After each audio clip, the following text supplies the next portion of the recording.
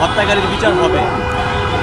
আমরা দেখেছি সময়ে সময়ে হাদি ভাই কিন্তু বাংলাদেশের জন্য না, হাদি ভাই একটা বাংলাদেশ, হাদি ভাই একটা বাংলাদেশ। আমরা ওনাকে হয়তো আগে এভাবে কেউ চিনি নাই, কিন্তু ওনার মরণের পরে দেখবেন আপনি স্লোগানে কিন্তু ইনকিলাব মঞ্চ সবসময় যে আমি কে তুমি কে হাদি হাদি বলতেছি।